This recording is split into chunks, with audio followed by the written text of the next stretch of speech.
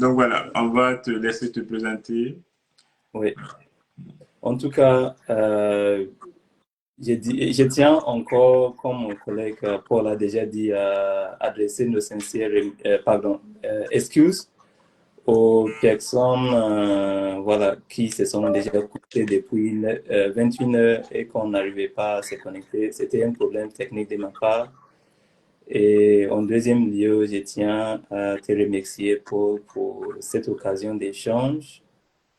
Et encore, je remercie tous vos spectateurs d'être présents ici. Et pour me présenter brièvement, moi, c'est Sandong Menoukoun. Je préfère être appelé Sandong que française parce que c'est plus original ou quoi. Voilà. Et à la base, je suis d'origine ghanéenne et j'ai fait mon parcours avec Paul et d'autres frères comme Adam Diakité, Koli et beaucoup d'autres. Voilà. Depuis le Maroc, où voilà, j'ai fait ma licence en technicien de laboratoire. Après, je suis venu en France, c'était en 2018, pour faire mon master en santé publique. Et voilà, je ne voulais pas en fait présenter tout mon parcours, voilà. Mais en gros, actuellement, je travaille comme assistant de recherche clinique chez Icon Therapeutics ou bien Icon PLC, qui est une organisation de recherche clinique. Et j'ai le plaisir en fait aujourd'hui d'être invité sur le plateau des Pôles pour parler de mon parcours en vue en fait d'inspirer d'autres personnes qui aimeraient bien s'orienter vers le métier des opérations cliniques ou de la recherche clinique. Voilà. D'accord. En tout cas, merci beaucoup, Francis, pour cette présentation.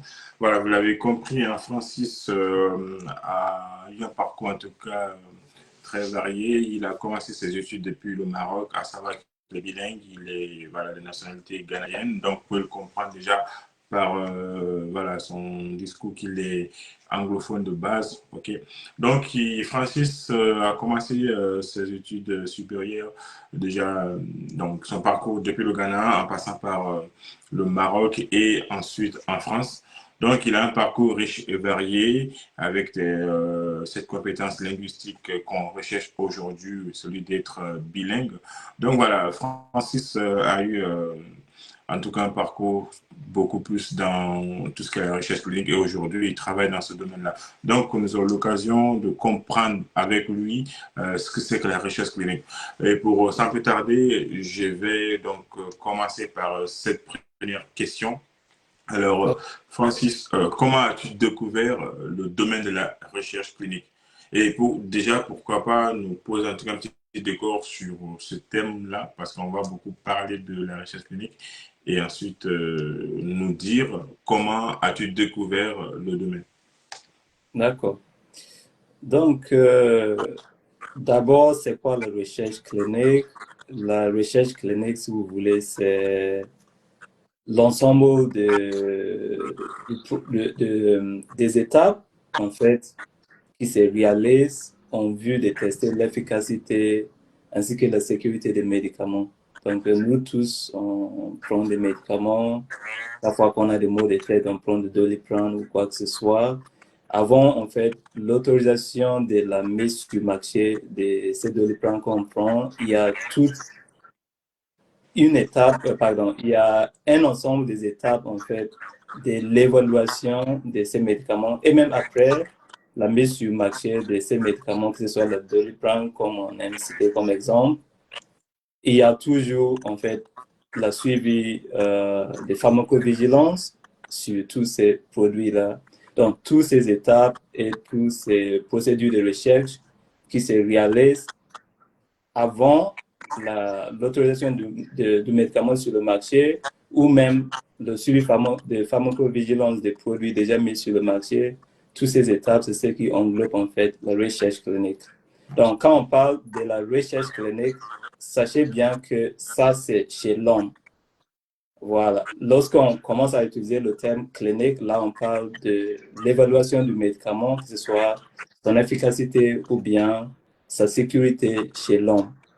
Donc, avant l'évaluation, du médicament chez l'homme, il y a ce qu'on appelle la phase préclinique.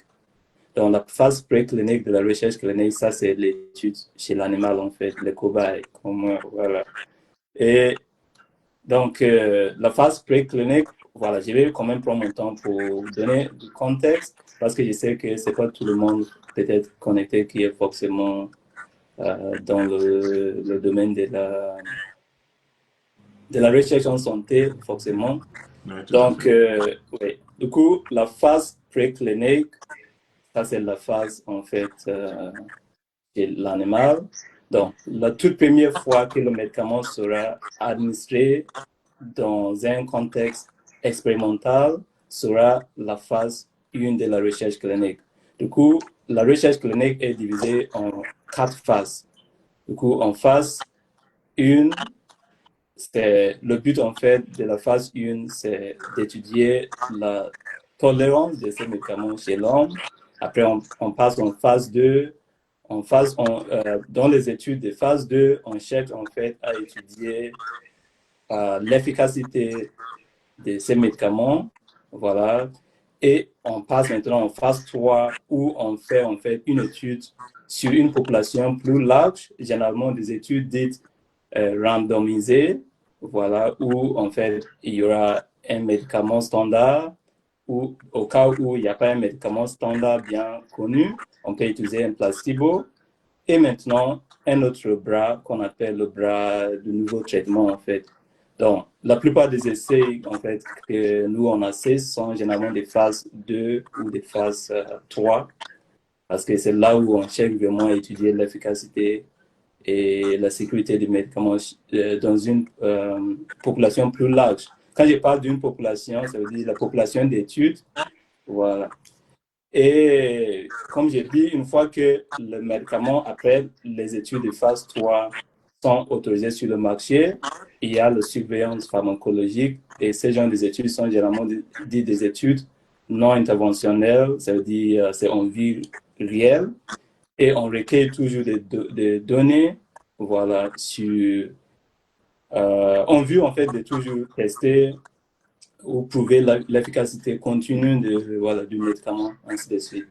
Donc, quelle était en fait même ta dernière question? J'ai fini par... Oui, justement, Oui, je disais, voilà, d'expliquer en tout cas ce que c'est que la recherche clinique. Voilà, là, tu as posé le décor. oui. Finalement, ma question était, comment as-tu découvert le domaine de la recherche clinique? Déjà, tu nous as dit Ah, que tu as fait déjà une formation en technique de laboratoire, mais oui, comment finalement tu t'es retrouvé dans la recherche clinique? super, Comment as-tu d'accord. découvert le métier? Ça marche, super. Donc, j'espère que là, on a compris c'est quoi la recherche clinique, même si j'ai mis quelques minutes pour vous expliquer.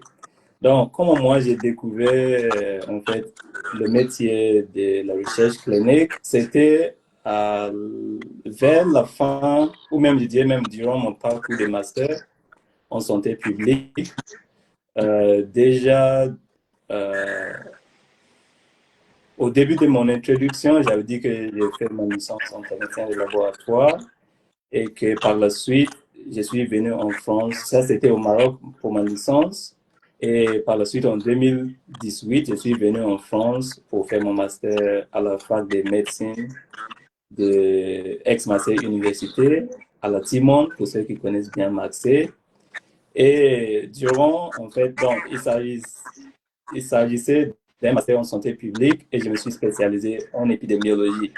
Donc, l'épidémiologie, déjà, c'est la recherche en santé, mais ça, c'est généralement des études dites observationnelles.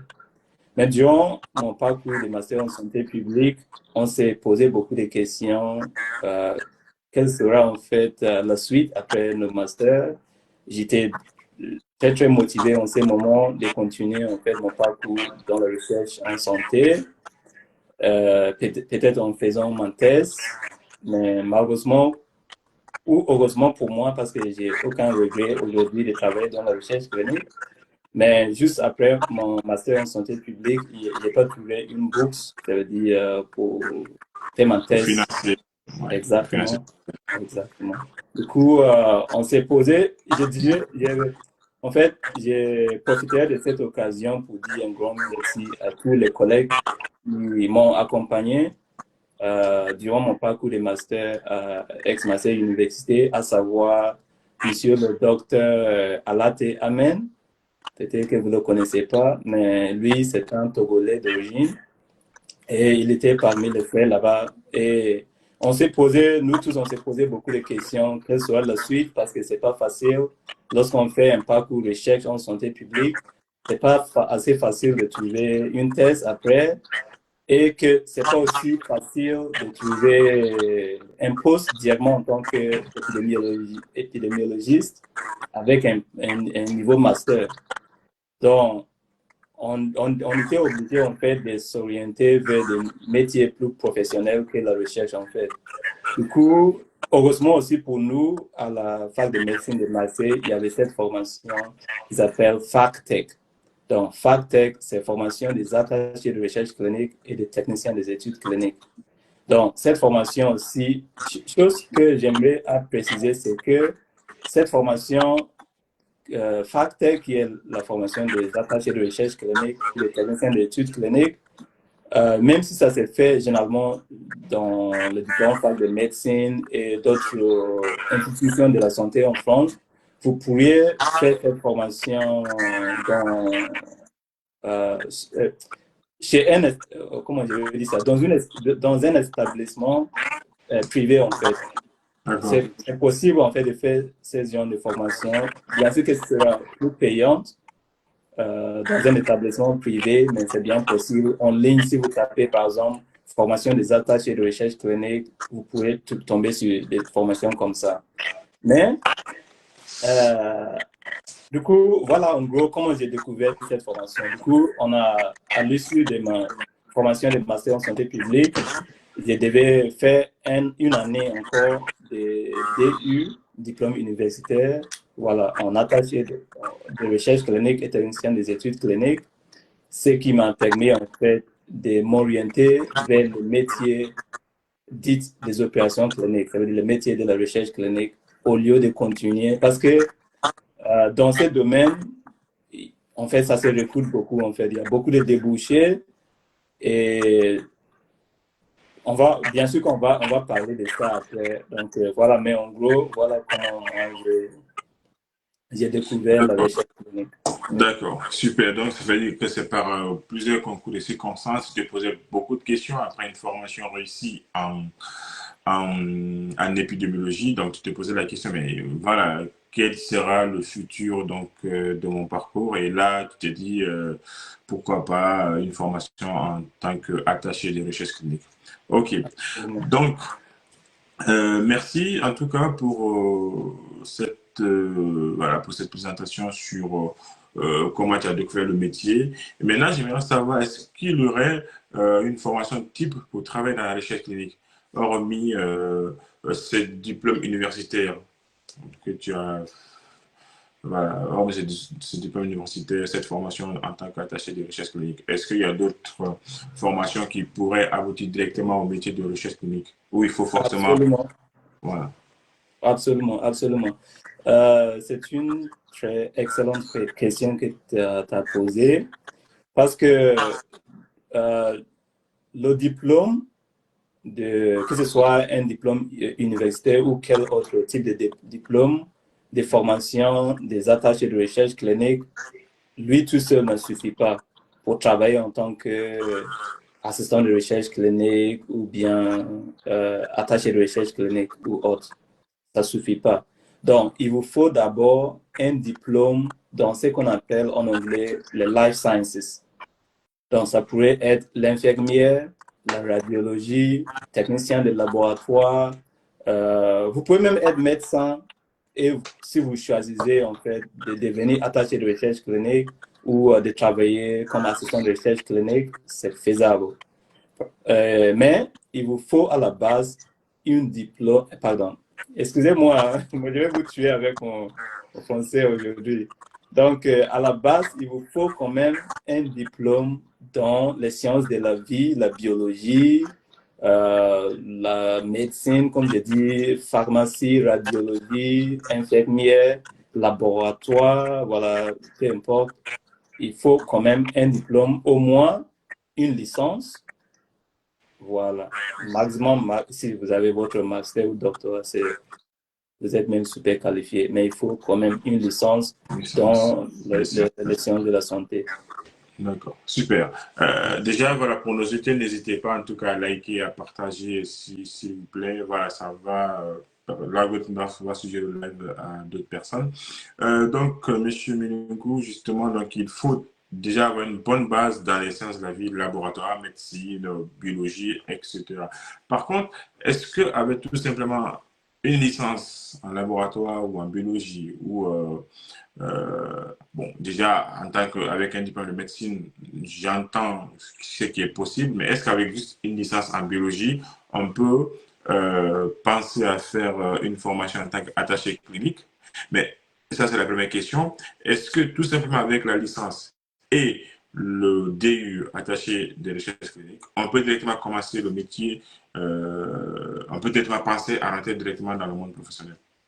Non, on ne peut pas. Parce que bien qu'il y ait beaucoup de débouchés, comme j'ai dit au début, dans ce domaine, il vous faut en fait une expérience préalable. C'est obligatoire en fait. Donc, au moins, après votre formation des attachés de recherche clinique, je tiens toujours à préciser qu'il vous faut quand même un diplôme, licence ou un master dans le domaine de la science de la santé. Et après, vous complétez ça par votre formation de FACTEC ou autre, peu importe l'appellation, l'essentiel, c'est une formation des attachés de recherche clinique. Après votre formation des attachés de recherche clinique, même pour valider votre formation, il y a plus souvent un stage obligatoire.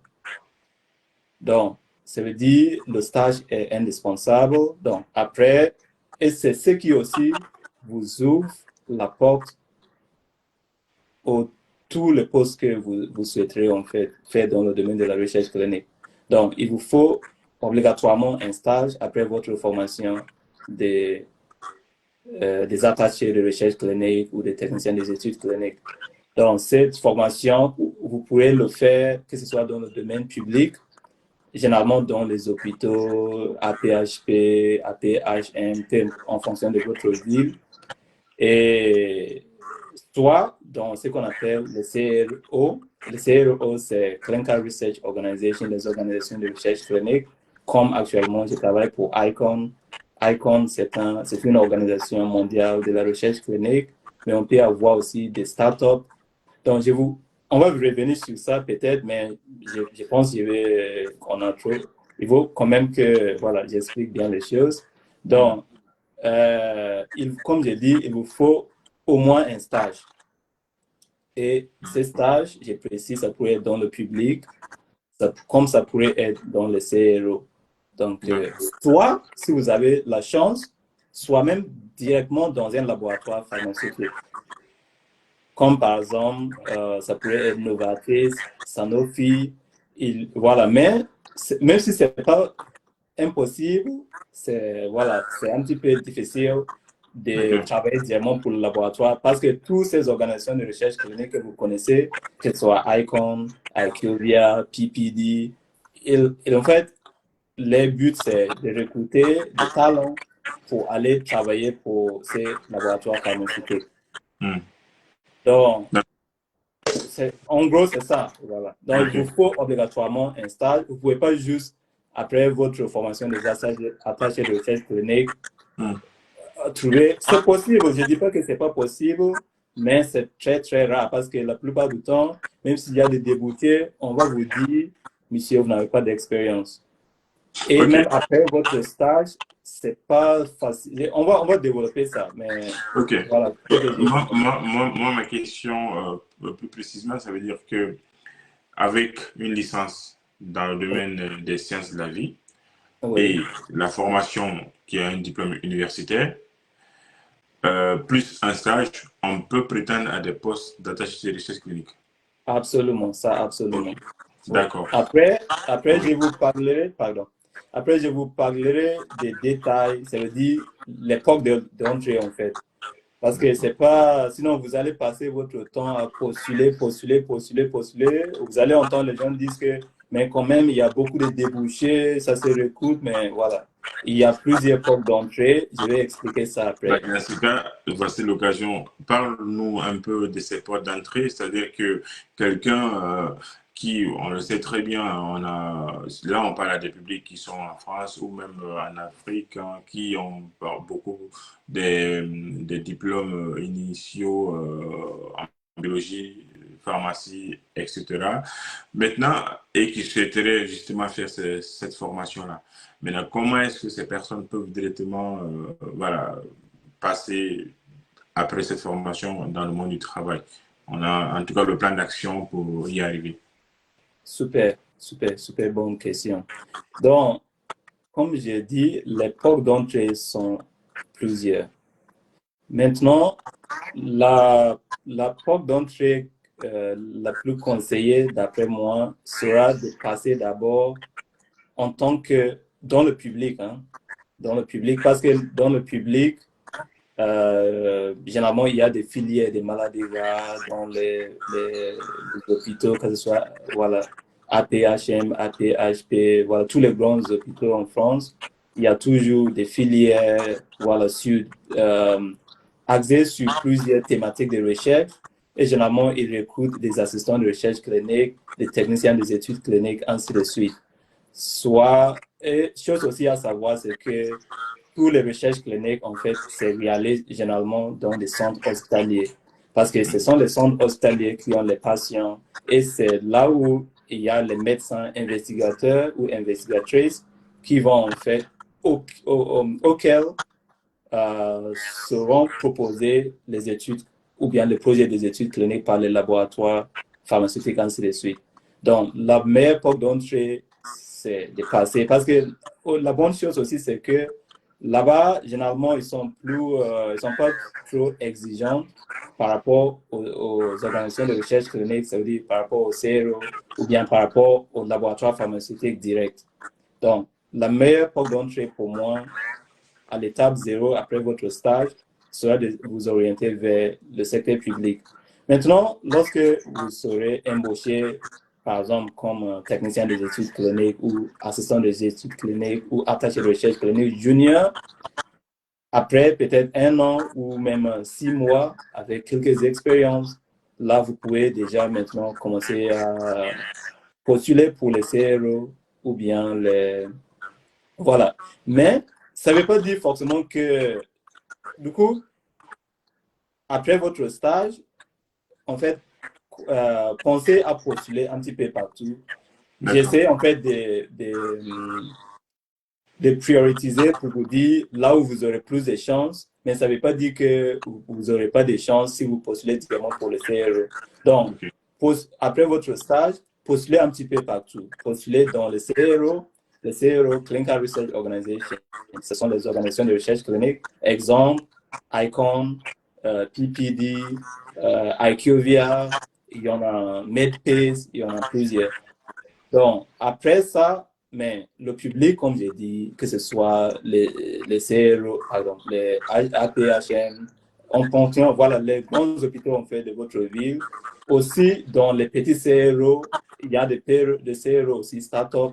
Donc, généralement, les grands CRO comme ICON ou PPD ou Akivia, ils sont aussi un petit peu plus exigeants. Donc, on peut avoir aussi des petits CRO. Voilà. Par exemple, je vais vous parler de mon parcours personnel. Moi, quand j'ai fini... Justement, par exemple, pour ces thèmes-là, alors, le parcours après le DU attaché des recherches cliniques, tu demandes un stage dans le public, dans les hôpitaux, voilà, en tant qu'attaché des recherches cliniques, et après un peu d'expérience, tu postules justement à des postes de CRO, CTA. Voilà. Maintenant, est-ce que voilà, tu peux nous expliquer un petit peu c'est quoi CRO, CRA, CRO, voilà, c'est pour ça, parce que c'est des thèmes qu'on entend beaucoup souvent, mais on ne sait pas c'est quoi la différence en tout cas. Même jusqu'à les data manager, par exemple. D'accord, ça marche. Donc, c'est quoi un acte? AC ou bien CRA. AC, c'est attaché de recherche clinique. En anglais, c'est Clinical Research Associate. Donc, si vous entendez CRA ou AC, c'est la même chose. Lorsque vous entendez CTA, CTA, c'est assistant des essais cliniques ou assistant de la recherche clinique. Si vous entendez data manager, ça c'est autre chose. Mais toujours dans l'industrie de la recherche clinique. Donc, pour qu'on puisse en fait comprendre tous ces différents postes, voilà, d'une manière claire, il faut savoir que il faut d'abord comprendre le déroulement des essais cliniques. Donc, comment ça se déroule les essais cliniques? Comme on a déjà parlé de plusieurs phases, voilà, au tout début. Mais maintenant, comment ça se passe? Et il y a ce qu'on appelle le promoteur des études cliniques. Ça, c'est un laboratoire pharmaceutique, comme ça pourrait être une personne physique ou bien voilà, un hôpital, ainsi de suite. Eux, ils proposent le projet à un médecin investigateur. Et généralement, à plusieurs, pour les études dites multinationales, ça sera proposé à plusieurs médecins un petit peu partout. Donc, qu'est-ce qui se passe? Il y aura des engagements, des contrats, négociations de budget, ainsi de suite. Après, il y aura quoi? La soumission réglementaire des essais, en fait, ça veut dire au niveau européen, l'agence IMA, European Medical Agency. Au niveau de la France, on aura quoi? Le ANSM, on aura le CPP, le comité d'éthique, ainsi de suite. Donc maintenant, après l'approval de toutes ces études, ou bien, pardon, après l'approbation, voilà, par l'approbation, merci, par les autorités réglementaires, là, on passe en fait à la phase de mise en place des essais. Et après, sera, voilà, le recueil de données des patients inclus dans les études, dans tous ces différents centres hospitaliers. Et après, on aura quoi? Du coup, j'ai fait exprès de parler comme ça, parce que vous voyez qu'il y a tout un enchaînement. Du coup, il y a une phase préparatoire des essais qu'on appelle en anglais study startup. Donc, si vous voulez comprendre en fait c'est quoi un assistant des essais cliniques, par exemple, moi actuellement, je travaille comme assistant des essais cliniques. Je travaille en phase startup. Ça veut dire que je travaille au niveau promoteur, voilà, pour assister en fait la préparation du projet de recherche clinique. Je suis un assistant administratif en recherche clinique, si vous voulez. Maintenant, une fois que, si vous voulez, je pourrais détailler après qu'est-ce que j'ai fait concrètement. Voilà. Mais moi, je suis en phase préparatoire des essais cliniques. D'accord. Donc, moi, mon rôle, c'est quoi? En tant qu'assistant de recherche clinique, c'est d'assister, que ce soit le chef de projet et un petit peu l'ensemble de l'équipe en phase préparatoire. Par exemple, actuellement, je travaille pour ICON, mais je ne peux pas dire les clients voilà, pour lesquels je travaille, mais vous pouvez travailler, que ce soit directement en interne dans l'organisation de recherche clinique ou bien en externe chez le client, qui est le laboratoire pharmaceutique. Donc, moi, je suis assistant administratif, vous voyez, en tant qu'assistant de recherche clinique. Mais maintenant, moi, mon rôle, c'est d'assurer, en fait, ou bien quand on parle de la phase startup ou la phase préparatoire, c'est toute, en fait, la partie administrative, comme j'ai dit, passant par la soumission réglementaire, lorsqu'on a l'approbation, jusqu'à la mise en place. Une fois que l'étude est mise en place, quand on parle de la mise en place, c'est l'initiation de l'étude dans le centre hospitalier ou bien dans le centre dans lequel les patients seront inclus dans l'étude. À partir de cette phase-là, du coup, il y aura un autre assistant. C'est là où on parle de la attachée de recherche clinique. Donc, lui, son but sera en fait généralement, on les appelle aussi les moniteurs. Les moniteurs. Donc, lorsque vous entendez monitor, CRA, c'est la même chose. Moniteur ou bien CRA ou attaché de recherche clinique, eux, ils vont agir lorsque l'étude sera déjà mise en place. Ça veut dire, le but, en fait, eux, ils font généralement des déplacements dans les hôpitaux. Et voilà, donc si vous êtes quelqu'un qui aimerait bien voyager, bah, comptez bien devenir attaché de recherche clinique. Parce que vous allez voyager et qu'est-ce qu'ils font? Eux, ils vont faire généralement ce qu'on appelle du SDV, Source Data Verification. Parce que les données, en fait, des essais cliniques sont généralement recueillies, que ce soit à partir de dossiers de patients, que ce soit, voilà, plusieurs formulaires, ainsi de suite. Voilà, il y a toutes ces informations qui sont recueillies par les médecins investigateurs sur l'assistance d'une autre personne qu'on appelle le technicien des essais cliniques. Donc, vous voyez qu'il y a plusieurs postes, en fait. Il y en a le technicien des essais cliniques qui peut aussi être l'infirmier des essais cliniques, mais généralement, après notre formation, vous voyez qu'il y a plusieurs portes d'entrée. Si vous voulez aller vers le CRO comme moi, vous allez devenir soit attaché de recherche clinique, travaillant pour le CRO, soit assistant de recherche clinique comme moi, qui travaille au niveau startup. Et soit vous pouvez aussi aller directement dans les hôpitaux, comme je dis, pour travailler comme quoi? Technicien des essais cliniques. Donc, là, le rôle de l'attaché de recherche clinique, comme je dis, lui, il fait des déplacements dans le centre hospitalier pour faire ce qu'on appelle le SDV, Source Data Verification. Source Data Verification veut dire, en fait, vérifier toutes les données, en fait, recueillies dans ce qu'on appelle le ICRF. Le ICRF, en français, c'est le cahier d'observation. Généralement, il y a une version électronique. Et pendant que l'étude se réalise, par exemple, le médecin investigateur, il a administré le produit au patient, il a pris sa température, il a pris voilà, tous les données ont fait recueillir sur le patient. Maintenant, le moniteur, lui, ça veut dire l'attaché de recherche clinique, lui, il va se déplacer vers le centre pour contrôler, en fait, vérifier ainsi que les données saisies dans ce qu'on appelle le cahier d'observation. Parce que le cahier d'observation, ça, c'est votre base de données, en fait. Les analyses statistiques vont se réaliser sur les données recueillies dans l'ICR. Voilà pourquoi on doit avoir aussi le data manager qui est chargé de ça. On va parler du data manager, mais qu'est-ce qui se passe en plus de juste contrôler les données recueillies par rapport aux données sources, voilà, les données recueillies dans l'ICRF par rapport aux données sources, ça veut dire aux données sur les documents sources du patient. L'attaché de recherche clinique est aussi responsable de vérifier à ce qu'il n'y a pas de fraude, que le protocole de l'essai clinique est bien respecté et que, par exemple, il vérifie aussi la comptabilité des médicaments. Ouais, parce qu'il y a certains patients, par exemple, lorsqu'ils commencent à prendre le médicament de l'essai et ils voient que voilà, ça marche bien, il peut en fait garder certains pour lui. Ou, voilà. Et donc, il fait tout ça. C'est ça le rôle, en fait, de l'attaché de recherche clinique.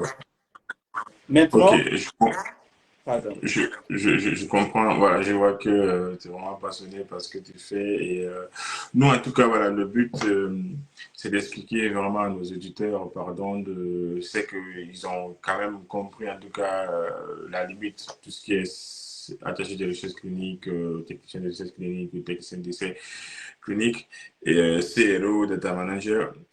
Moi, justement, en parlant de ça, la question qui me vient, c'est vraiment de quelles sont les compétences finalement qu'il faut avoir pour exercer ces métiers-là? Parce que très souvent, quand on vient des parcours comme biologie, on a beaucoup plus de connaissances en biologie, en physiologie, un peu en mathématiques et tout. Mais qu'est-ce qu'on a besoin pour dire que oui, toi, on va te recruter déjà en tant que junior pour travailler en tant qu'attaché de recherche clinique à l'hôpital? D'accord. Merci pour cette question. C'est aussi très important. Comme on a dit, en plus des diplômes, ça veut dire diplôme en life sciences complété par formation d'attaché de recherche clinique, les compétences clés pour devenir attaché de recherche clinique ou assistant de recherche clinique ou autre, c'est déjà d'avoir des compétences communicationnelles et interpersonnelles, relationnelles. Ça, c'est important parce que vous allez travailler avec une équipe bien variée. Voilà. Et en plus de ça, du coup, l'anglais est très important. Pourquoi? Parce que l'anglais est la langue scientifique. Dans la plupart du cas, sauf peut-être une étude locale où le protocole sera en français. Même tout le temps, la plupart du temps, le protocole et tous les documents essentiels de l'étude sont toujours en anglais. Donc, l'anglais est très important. Mais cela n'est pas pour vous décourager si vous n'avez pas un bon niveau d'anglais. Au moins, avoir un niveau professionnel, c'est très important. À part ça, quelle autre compétence, je dirais être attentionné aux détails. Vous voyez, être attentionné aux détails. Ayez bien des compétences organisationnelles et savoir travailler sous pression parce que parfois, le charge du travail peut être important. Du coup, il faut être bien organisé et voilà, un petit peu les compétences. Mais surtout, il vous faut un stage. Ça, je vais toujours rappeler au moins. Et voilà, après votre formation des attachés de recherche clinique. D'accord, merci Minikou. Alors, mais je pense que, est-ce que, disons, j'ai un parcours, j'ai les bases dans les sciences de la vie, Oui. j'ai un très bon sens de communication, j'ai les compétences en communication, j'ai un sens relationnel bien développé, l'anglais également, je maîtrise l'anglais. Est-ce que tout ça, ça suffit? Il n'y aurait pas de compétences techniques à avoir, des outils techniques peut-être à avoir, des logiciels? Oui, absolument, tu as tout à fait raison. Il vous faut quand même, j'ai pas trop parlé de ça parce que je sais que tout le monde, plus ou moins, sait utiliser l'ordinateur. Si vous voulez, l'environnement de travail de l'attaché de recherche clinique, c'est sur le PC. Hein. Même si on n'administre pas des médicaments, donc il faut avoir des compétences informatiques. Je ne dirais pas, il ne faut pas être un informaticien, ce n'est pas ça le but, mais il faut savoir quand même utiliser bien Excel, voilà, et peut-être Word pour rédiger vos rapports de stage, ainsi de suite. Voyez? Mais ça dépend, pourquoi je n'ai pas trop parlé de ça? Parce que ça dépend en fait d'où vous travaillez. Voilà, dans les grands CRO, il y a des outils bien adaptés. Voilà, il y a certains, par exemple, même pour votre rapport de stage, vous n'allez pas le rédiger sur Word. Donc, ça dépend, mais quand même, maîtrisez bien PackOffice. Voilà. Et qu'est-ce que je voulais dire d'autre? Il y a d'autres compétences très importantes, mais ces autres compétences ou outils, vous allez vous allez les acquérir pendant votre stage. À savoir, du coup, c'est très important ce que vous avez relevé en fait, à savoir l'ICRF. Donc, l'ICRF, si vous voulez devenir attaché de recherche clinique, l'ICRF, c'est le cahier d'observation. Mais ça, ce n'est pas un outil que tout le monde peut avoir accès sur son PC perso. Du coup, ça sera durant votre stage. Donc, si vous maîtrisez l'ICRF, c'est dans ces cahiers d'observation que le médecin investigateur et le technicien d'études ou l'infirmier de l'étude clinique vont recueillir des données du patient. Voilà. Donc, toi, en tant que quand tu es au déplacement pour le monitoring, tu vas contrôler. Donc, il faut maîtriser l'ICRF. Après, on a aussi ce qu'on appelle l'ITMF. L'ITMF, surtout si vous voulez être assistant de recherche clinique comme moi, en tant qu'assistant de recherche clinique, je ne fais pas de déplacement, je ne contrôle pas l'ICRF, mais moi, je travaille plus sur plutôt ce qu'on appelle l'ITMF. L'ITMF, c'est Trial Master File. Dans le Trial Master File, ça pourrait être que ce soit en fait, comment je vais dire ça, l'ITMF, c'est I veut dire électronique. Donc, Trial Master File, généralement, c'est un support électronique dans lequel on va en fait sauvegarder tous les documents en format électronique, hein, c'est du format PDF. On va en fait sauvegarder tous les documents essentiels de l'étude. que ce soit le protocole, les training logs et tous les documents essentiels. Et tu avais une autre question peut-être? Oui, ma question c'était que, donc clairement, par exemple, on nous apprend, je sais que toi tu as par exemple une chaîne YouTube où tu animes beaucoup de choses sur des notions comme maîtriser Excel, R et autres. Tous ces logiciels-là, on n'a pas besoin pour travailler dans la chaîne Non, clinique. non, non, non. Ouais. Et puis info, c'est pas SPSS, le logiciel de statistiques comme ça, on n'a pas besoin forcément. Non, non, non. Je vous explique pourquoi. Donc, pourquoi c'est là? Donc, si tu veux que je parle, je vais parler quand même. Ce que moi j'ai fait, par exemple, pourquoi j'ai fait des vidéos sur ma chaîne. Pour ceux qui voulaient jeter un coup d'œil, je ne fais pas de promotion, mais je vais vous dire quand même, parce qu'il y a des choses importantes que vous allez Oui, aimer. bien sûr, ça peut servir à des gens pour aller Absolument. et apprendre des choses, hein, pourquoi pas. Absolument, merci déjà. Oui. Donc, sur Minicool Tutorial, vous allez voir que j'ai fait des vidéos sur R ou RStudio. Toutes ces vidéos-là, c'était durant mon parcours d'épidémiologie. Donc, mon parcours de recherche, c'est là où voilà, il fallait maîtriser R ou RStudio, faire des analyses, voilà, codage, R, voilà, programmation statistique. Tout ça, vous n'avez pas besoin de ça pour devenir attaché de recherche clinique ou assistant de recherche clinique. Pour clarifier encore un petit peu, en tant qu'assistant de recherche clinique, on fait rien de concret. On est en fait comme en quelque sorte un support administratif de la recherche clinique.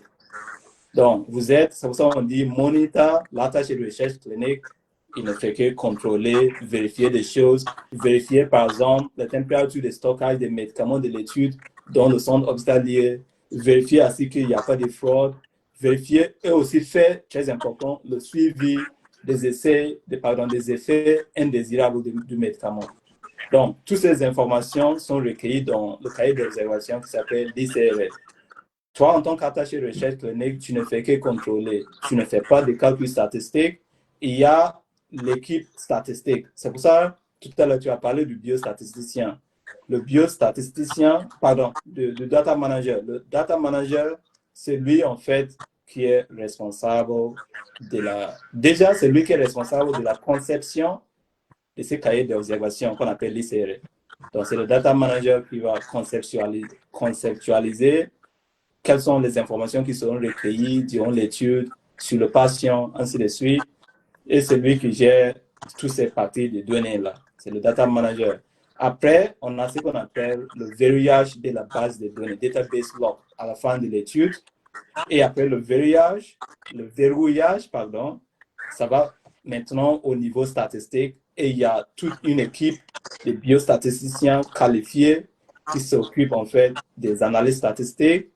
Et il y a ce qu'on appelle les medical writers qui vont s'occuper de la rédaction du rapport, de l'étude, ainsi de suite. Donc, toi, en tant que... Par exemple, moi, avec mon parcours, j'étais en fait, sincèrement, au tout début, j'ai cherché en fait des postes de biostatisticien, toujours dans le même environnement, tu vois, dans le CRO. J'ai cherché à devenir un biostatisticien parce que j'ai fait mon master en épidémiologie.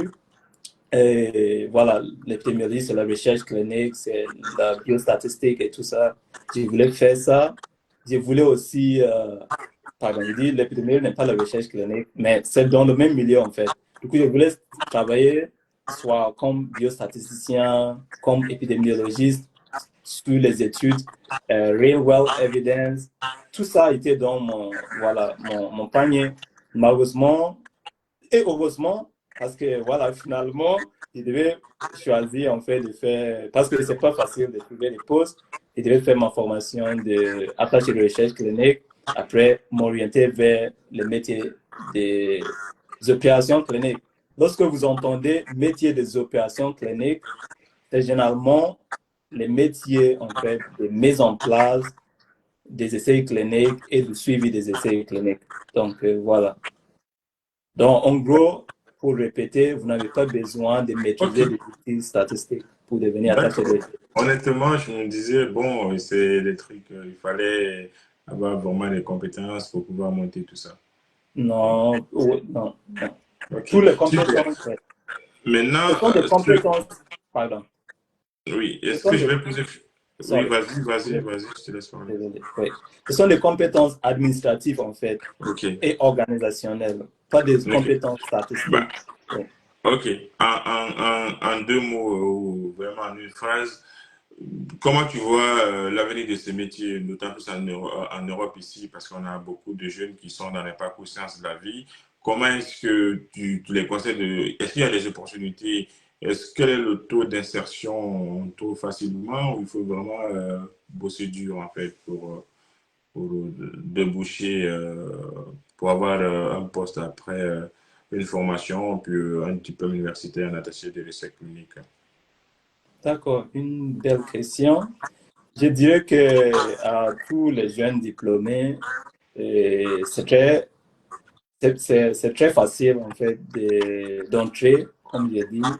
Il y a plusieurs portes d'entrée et comme j'ai dit tout à l'heure, vous pouvez déjà commencer en tant que CTA comme moi. Donc je suis voilà au tout début de ma carrière. Vous pouvez entrer comme CTA, assistant de recherche clinique, comme vous pouvez entrer comme attaché de recherche clinique junior, ainsi de suite, que ce soit dans le secteur privé, CRO, directement dans un laboratoire pharmaceutique ou dans le secteur public, dans les hôpitaux, AP, HP, ainsi de suite. Après votre formation, il suffit juste de faire votre premier stage. Je répète, peu importe le domaine, public ou privé, faire votre stage. Après votre stage, postuler un petit peu partout dans tous ces, voilà. Et certainement, il y a beaucoup de débouchés, mais sans expérience préalable, ça sera très, très difficile. D'accord. J'ai des collègues, oui, Et justement, donc, sans expérience préalable, c'est très compliqué. Et oui, vous, un peu, un petit, on va dire, un petit rappel pour nous autres. Quand tu cherchais ton stage, tu l'as eu facilement, tu l'as eu juste dans un seul établissement ou tu avais le choix entre plusieurs établissements? excellente question encore. Pour trouver ton stage, c'est pas évident, même si c'est facile. Donc, je vais vous donner les clés pour trouver un stage facilement. Les clés, comme j'ai dit, déjà, si vous avez un bon niveau d'anglais, c'est un plus pour toi. Voilà. Donc, il faut un ensemble de compétences. Déjà, avoir votre background en life sciences. Vous avez fait votre master ou licence en santé publique, en biologie, infirmière, radiologie, peu importe. Si vous êtes bon, vous avez fait votre formation FACTEC, excellent. Pour trouver un stage, je vous conseille surtout de vous orienter vers le secteur public. Ça veut dire APHP, APHM, ainsi de suite. Tous les hôpitaux publics qui font des essais cliniques, eux, généralement, ils vous prennent avec très peu de compétences et voilà, vous allez en fait acquérir des compétences Ok. en tant qu'AC junior. Voilà, Et, voilà. et le DI, Fat Track, attaché de l'échec clinique, là, existe combien de mois de stage pour le valider? 3 mois, 6 mois? Ou le stage, c'est libre au choix du candidat qui souhaite, qui choisit le délai de son stage?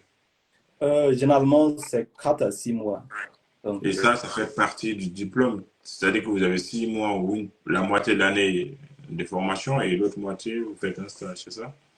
exactement, exactement, oui.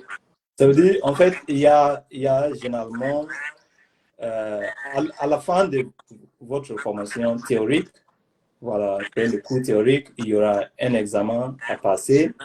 Et maintenant, donc, il y a une note sur l'écrit. Et après le stage, il y aura aussi une note pour faire le vent ou quoi. Donc, c'est comme ça. Ok. Alors, Et du coup, le stage est indispensable, ok. sauf peut-être dans des rares cas, ou bien des cas rares. Peut-être si vous avez fait votre formation dans un établissement privé, peut-être ils peuvent décider de te valider sans le stage. C'est Ok. rare en tout cas. Et même dans ces cas, vous allez galérer pour trouver un Voilà, trouver poste. le boulot. Ouais, d'accord. Voilà. Donc, Ok, c'est indispensable. d'accord. Maintenant, je vais me poser une question. Après, Ouais, oui, vas-y. Oui, pardon. Ma question, Merci. Je voulais juste je crois que... Ah, vas-y, Oui, désolé. vas-y, dis ta dernière phrase avant que je n'intervienne. D'accord. Désolé, il y a eu un bug, du coup, Ouais. on s'en... Oui. Donc, je voulais juste dire que j'ai dit tout à l'heure que surtout dans le secteur public, pour trouver votre stage, donc priorité, que ce soit pour votre stage ou votre tout premier poste, comptez bien à vous orienter plus vers le secteur public. Mais surtout aussi les petits CRO. Un petit peu partout, hein, je ne vais pas vous limiter, mais voilà, j'essaie juste de prioriser, du coup, public ou bien les petits CRO. Par exemple, moi, quand j'ai fini ma formation de FacTech, j'ai fait mon tout premier, mon stage dans une petite start-up qui s'appelle Centaure Clinical, qui se trouve à Gagdam. C'était une petite CRO comme ça. Et ils m'ont, voilà, c'était pas facile de trouver le stage, même dans le public, hein.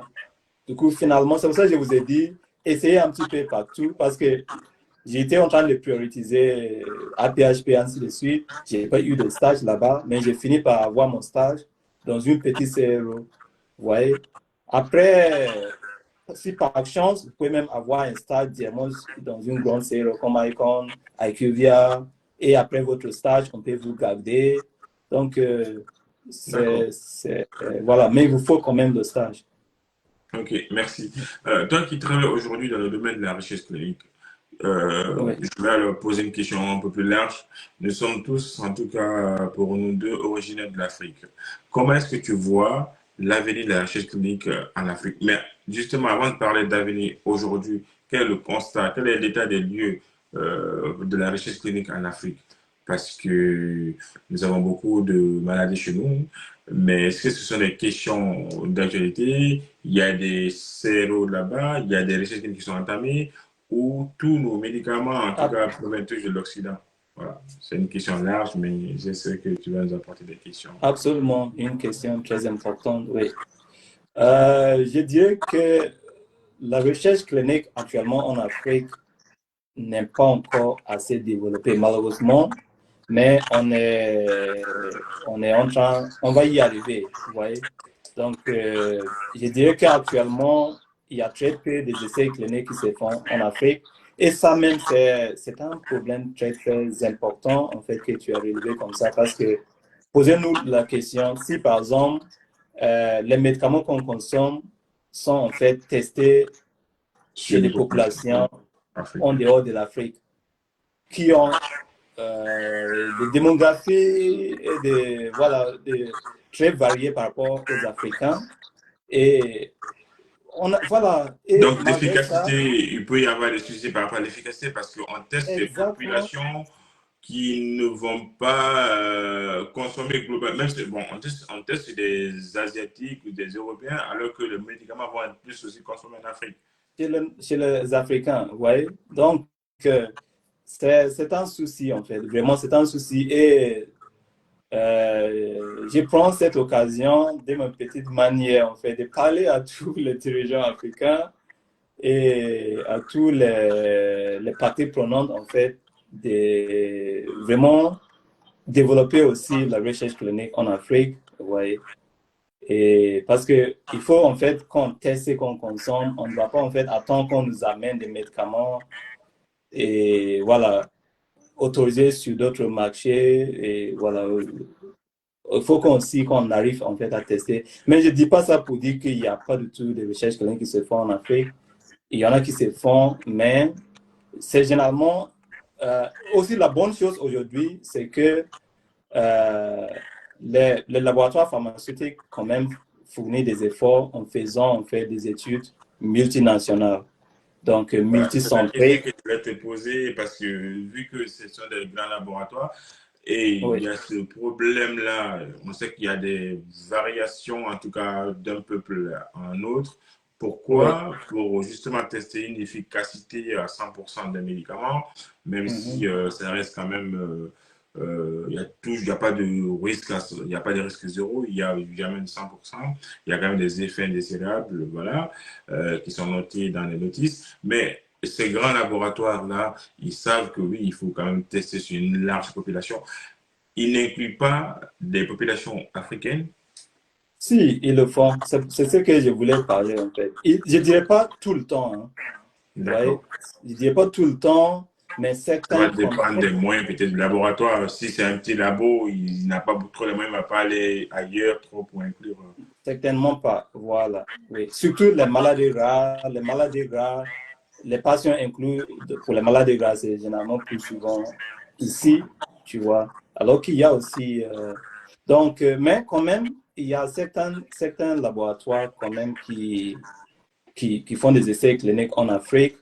Et j'ai déjà en fait assisté à des projets d'études cliniques où il y avait des pays comme le Ghana, l'Afrique du Sud, le Maroc et plusieurs d'autres pays, peut-être même la Guinée, tu vois. Donc, Pour la Guinée, bon, je ne sais pas trop, mais oui, le Maroc, oui, on le sait tous. L'Afrique du Sud, clairement.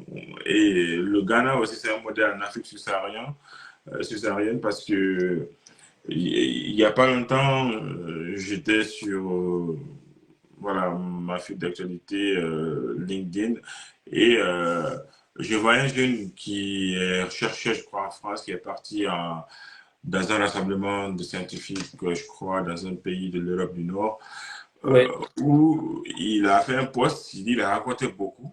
Et ça parlait de recherche clinique, voilà, il y avait des présentations en tout cas.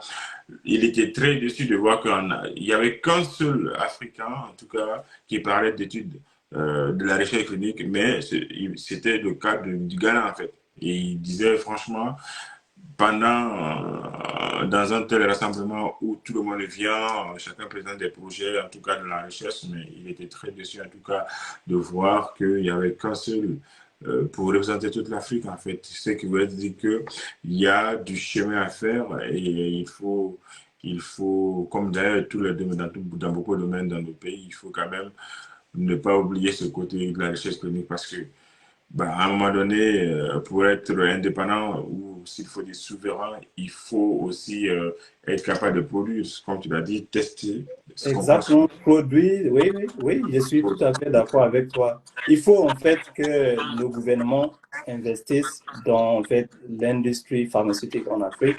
Il faut qu'on ait, c'est comme par exemple durant la période Du Covid. du Covid, tu vois, que c'était difficile d'avoir des vaccins, alors qu'on pouvait aussi avoir nos propres laboratoires, tester nos propres vaccins, faire nos propres études épidémiologiques.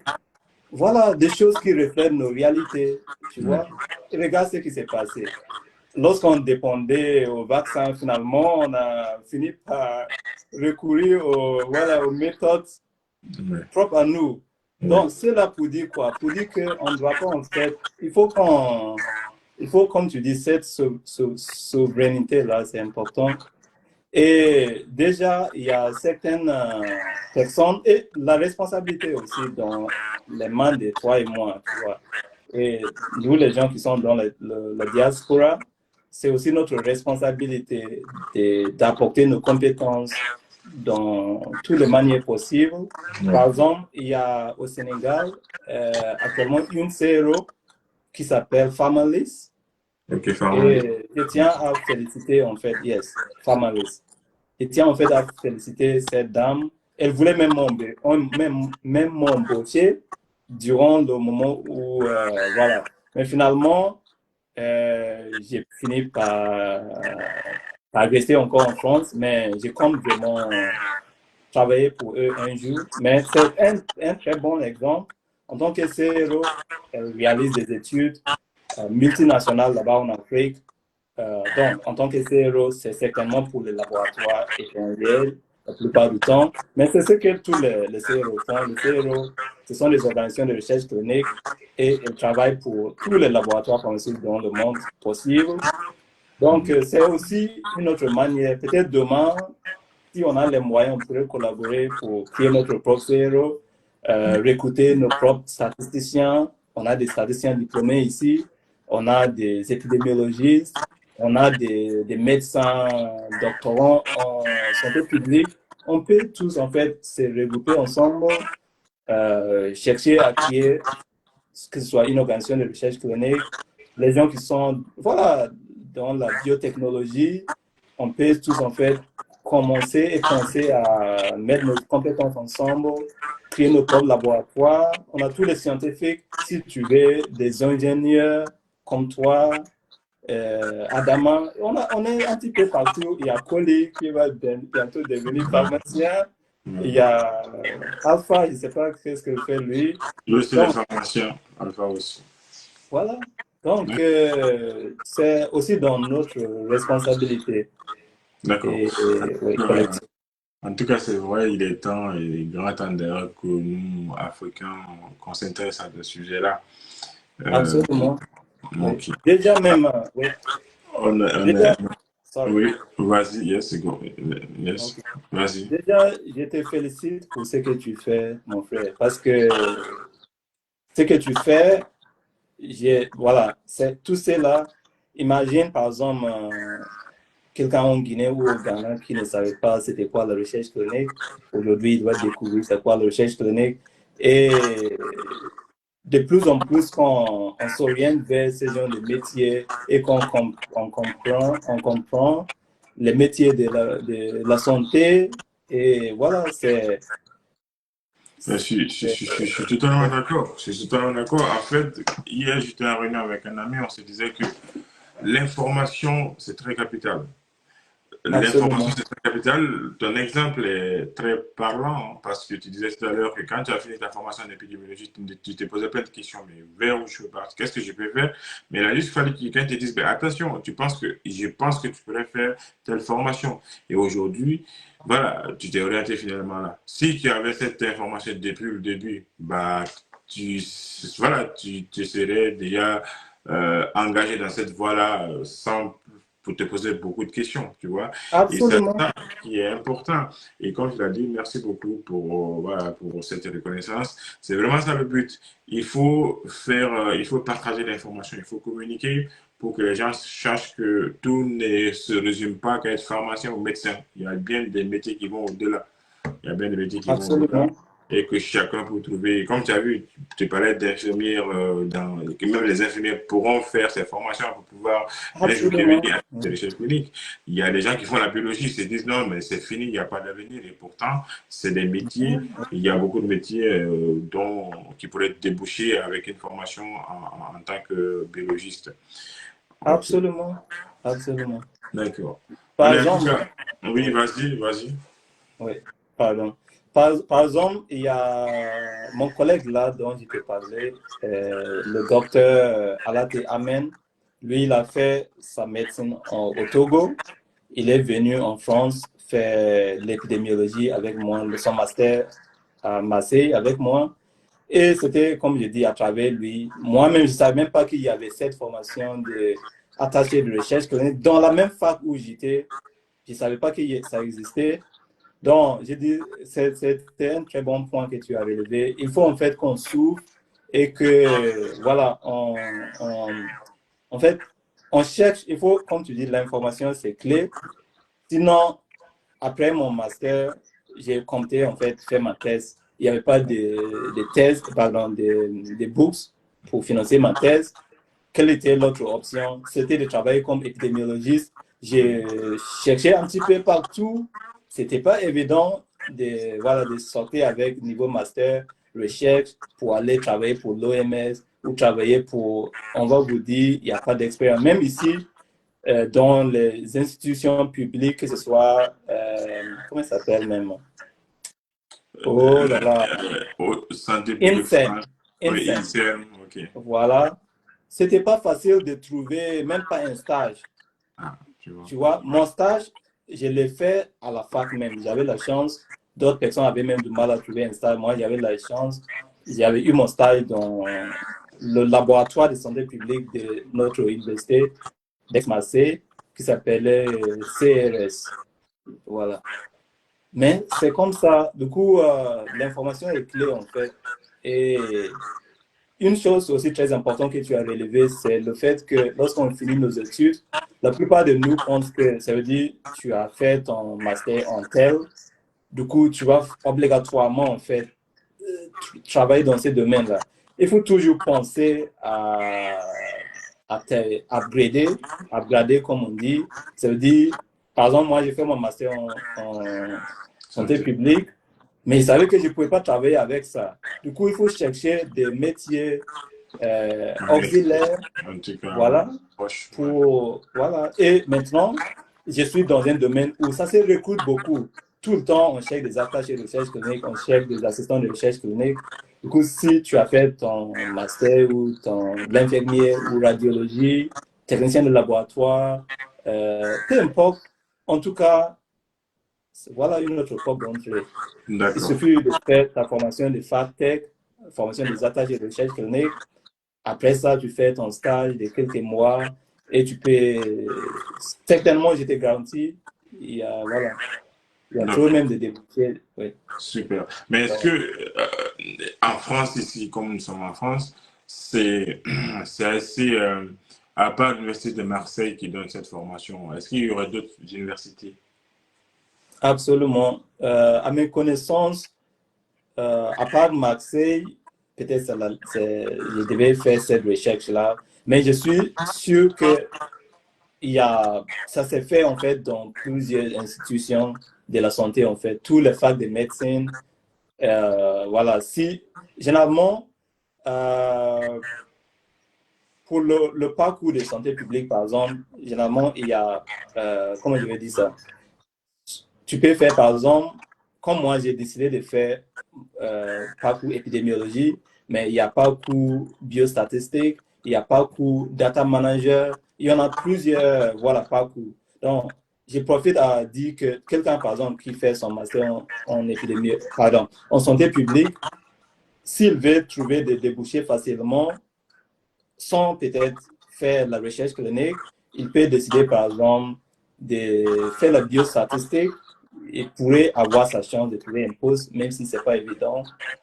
Et aussi, le data management, ça se recrute beaucoup, le data management, par exemple. Donc, du coup, si tu fais ton master en santé publique, au lieu de spécialiser en épidémiologie, comme moi j'avais fait, si tu fais épidémiologie, bah, compter à faire ta thèse. Sinon, il faut plutôt peut-être faire un parcours data management. Et pourquoi je dis ça? Toutes les institutions généralement qui font des masters en santé publique, ils ont généralement ces formations des attachés de recherche clinique à côté en fait. Après, il y a aussi des établissements privés. Si tu cherches sur l'Internet, formation des attachés de recherche clinique, tu vas tomber. Oui, oui, j'ai vu. Oui. Ok, merci. Alors, nous sommes presque à la fin de ce live, mais avant de finir, j'aimerais en tout cas que tu nous partages ici brièvement une expérience marquante ou sinon un projet dont tu es particulièrement fier dans ce que tu fais aujourd'hui. En tant qu'assistant de recherche clinique, tu veux dire? Oui, oui. D'accord. Cette question, qu'est-ce que je pourrais dire? Comme chose qui m'a marqué, par exemple, je dirais en fait, je dirais quoi? Je dirais que dernièrement, dans mon poste actuel, il y a eu en fait, comment je vais dire ça? Chez le client, pardon, je travaille actuellement pour ICON. Donc, ICON, c'est une organisation de recherche clinique, mais je travaille pour un client spécifique que je ne peux pas dire son nom pour des raisons. Oui, Du le coup, client X, par exemple. exactement. Du coup, chose qui m'a marqué, c'est que, qu'est-ce que je pourrais dire? Chose qui m'a marqué, c'est que avant, on travaillait sur certains ITMF. Tu vois, après, on a introduit ce qu'on appelle un nouveau système d'ITMF qui s'appelle Viva Vault. Et ce nouveau système, en fait, c'était la peur de tout le monde, en fait. Tout le monde se disait que, en fait, le fait de basculer, c'est comme si tu utilisais, je ne sais pas quoi, Samsung. Après, au Soudan, on te donne iPhone. Donc, c'était comme ça. Okay. Oui. Après, mais comment, oui. Mais, Et est-ce qu'aujourd'hui, dans ton métier, vu que tu travailles dans ces entreprises qui font la recherche clinique ou qui travaillent pour les laboratoires, j'imagine que vous connaissez déjà les médicaments ou futurs médicaments qui vont être mis sur le marché. Est-ce que durant, je ne sais pas combien d'années tu as fait dans cette entreprise, est-ce que vous avez travaillé sur un projet qui a finalement abouti à un médicament aujourd'hui commercialisé sur le marché ou pas? Oui, certainement. Certainement, je sais que j'ai contribué à plusieurs protocoles des essais cliniques, tu vois. Je ne pourrais pas citer comme mon parcours, d'idée mon parcours, comme ma carrière est encore, voilà, Oui, j'ai fait actuellement à peine 2 à 3 ans maintenant dans le domaine. Du coup, je ne pourrais pas, et on travaille sur plusieurs protocoles, tu ouais. vois. Donc, je sais que j'ai travaillé sur plusieurs études dont le rapport final des études ont été publiés. Donc, certainement, certains de ces protocoles-là, les médicaments sont déjà autorisés sur le marché. Donc, je ne pouvais pas citer un exemple typique. Par exemple, même durant mon stage, dans la CRO dans laquelle j'ai travaillé, c'était sur un dispositif médical. Actuellement, le dispositif est déjà autorisé. Donc, D'accord. Donc voilà, ça c'est très peut, important. Je voilà. pense que c'est ça.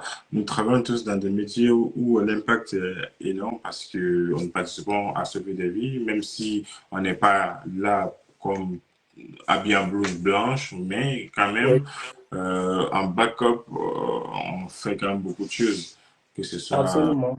dans la recherche clinique ou dans l'industrie du dispositif médical, il y a quand même un boulot qui est réalisé. D'accord. Une avant-dernière question, juste ça c'est l'avant-dernière, après une dernière, et puis pour clôturer notre live. Cette Oui. avant-dernière question, c'est la suivante, je ne sais pas si tu étais préparé à ça ou pas, mais aujourd'hui, il y a un événement, on va dire qu'il y a une innovation technologique qui est l'intelligence artificielle, beaucoup en Mhm. parlent. Est-ce que vous avez déjà posé la question, quel pourrait être l'impact de ces intelligences artificielles dans votre métier? Est-ce que vous posez des questions, vous vous doutez, parce que beaucoup de métiers sont en danger en se disant, oh là, bientôt notre métier va disparaître parce que l'arrivée de l'intelligence artificielle, ça va supprimer beaucoup de métiers. Est-ce que vous vous sentez déjà visé, impacté ou pas? Je dirais que non. Peut-être dans certaines parties de notre métier, mais pas toutes. En tout cas, pas dans les opérations cliniques, tu vois. Parce que, pourquoi je dis certaines parties? Par exemple, actuellement, on a l'automatisation de plusieurs analyses dans le développement des médicaments. Il y a plusieurs choses qui sont automatisées. Mais en ce qui concerne la recherche clinique, je ne dirais pas que c'est quasiment impossible, mais ça va prendre encore peut-être du temps pour arriver là. Pourquoi? Parce que on travaille sur les êtres humains et les données recueillies doivent être vérifiées.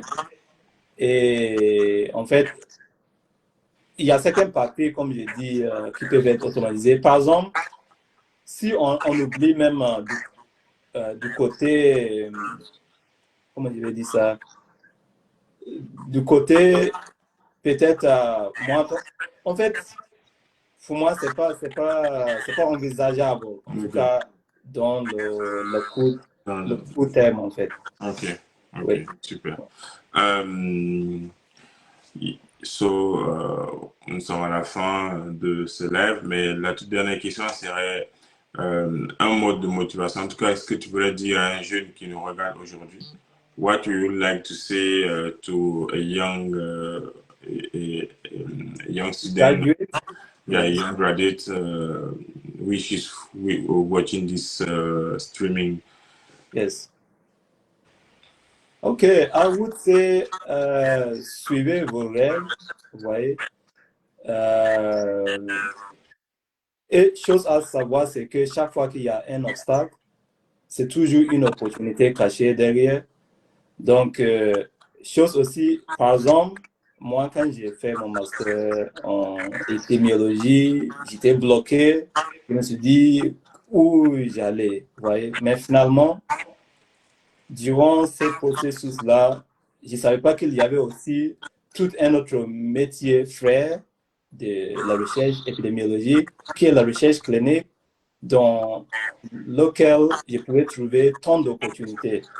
Sachez bien qu'il y a en fait une opportunité énorme d'évolution dans le métier des opérations cliniques. Actuellement, en tant qu'assistant de recherche clinique, je peux devenir bientôt senior clinical trial associate, ça veut dire senior. Je peux devenir manager de steady startup. Je peux devenir chef de projet, ainsi de suite. Vous voyez, donc, je tiens à dire en fait que suivez vos rêves, mais à chaque fois que vous êtes bloqué, il faut jamais en fait arrêter de regarder en fait les autres opportunités à côté. Vous voyez? Après, donc, ce sera ça en fait mon motivation principale. Donc, voilà, suivez vos rêves en tout cas, mais comptez toujours, on dit en anglais, surrounding everything cloud is always a silver lining. Donc, chaque fois, c'est à travers nos épreuves qu'on fait, on finit par découvrir l'opportunité d'or. Donc, c'est des choses à ajouter. Mais suivez vos rêves. Mais il ne faut pas en fait dire que oui, moi je compte devenir un pharmacien. Du coup, devenir un pharmacien, c'est ça. Si ce n'est pas ça, c'est rien d'autre. Non, il faut être multipassionné. Parce que moi, je suis de ceux qui pensent que on n'est pas en fait créé, l'être humain est trop complexe et a trop de potentiel pour enfermer en fait tous tes rêves dans un seul objectif. Disons que oui, j'étais formé en tant que médecin, du coup je dois finir par devenir médecin. Non, tu peux être ingénieur, tu peux être agriculteur, tu as beaucoup d'autres potentiels. L'essentiel, c'est en fait d'être épanoui, de bien gagner votre pain, être bien épanoui, mais surtout d'être utile à la société. Donc, voilà mon mot de motivation pour les jeunes et les vieux qui nous regardent. Oui.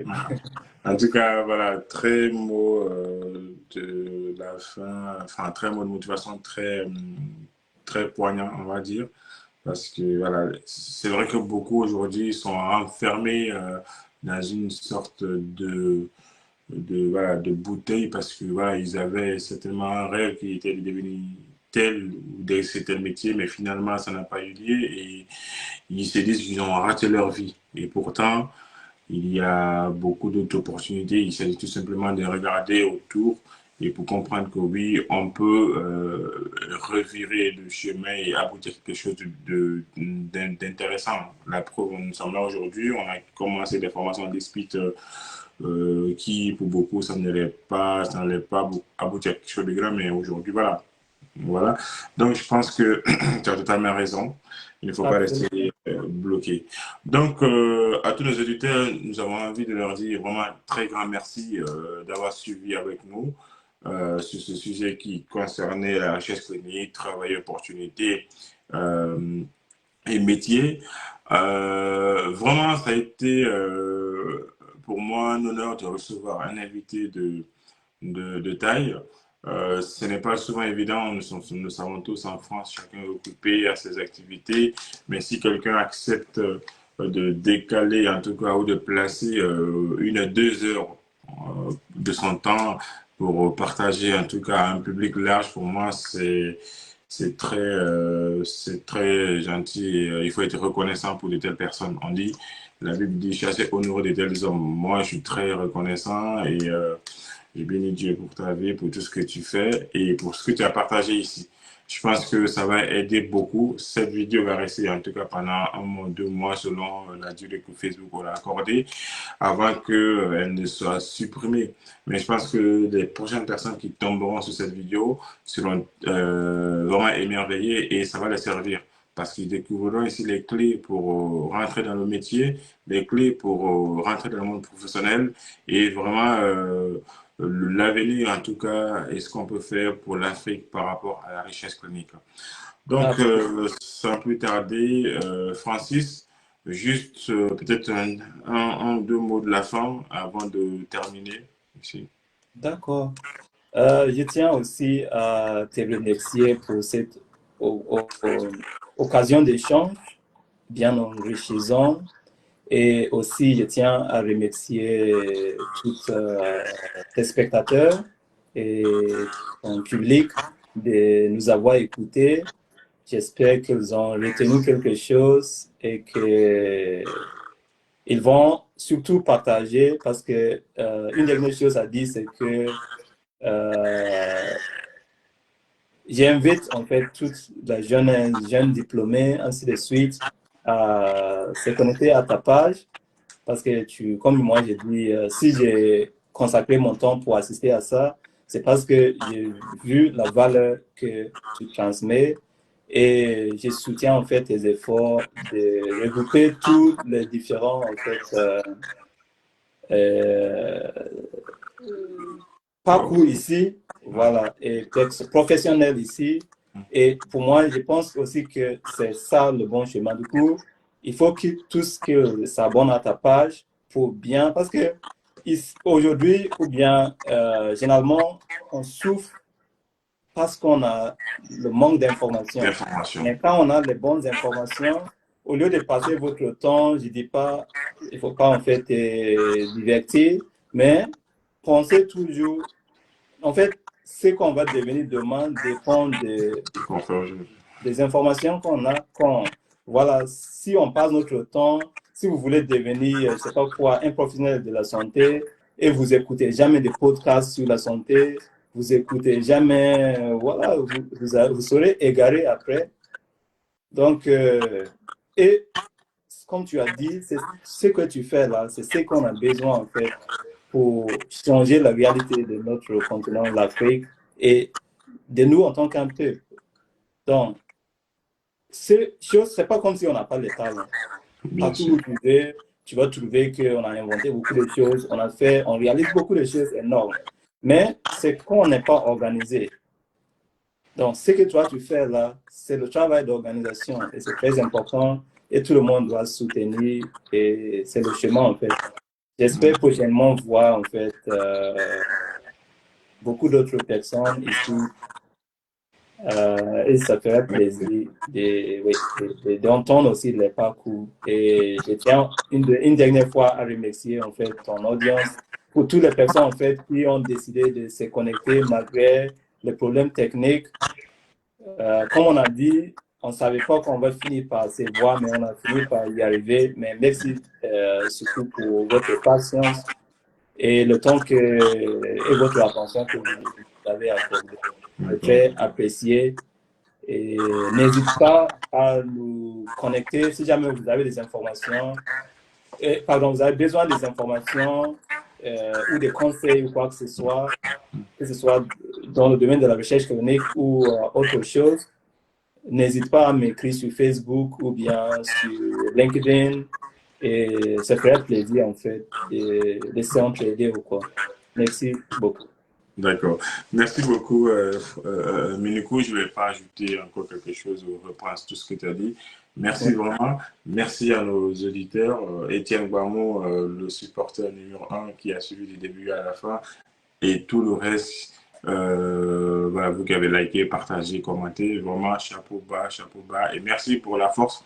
Quelqu'un disait un jour que mon peuple périt par manque de connaissances. Et aujourd'hui, voilà, c'est dommage quand même. En tout cas, quelqu'un dit, fais ce que tu peux faire. Nous, on fait notre part, celle de partager l'information, de communiquer. Et j'espère que c'est quoi, le résumé, c'est quoi? Mieux vaut impacter. Si tu impactes, même si ne serait-ce qu'une personne dans la vie, ça compte toujours parce que cette personne, ça va changer quelque chose dans la vie de cette personne-là.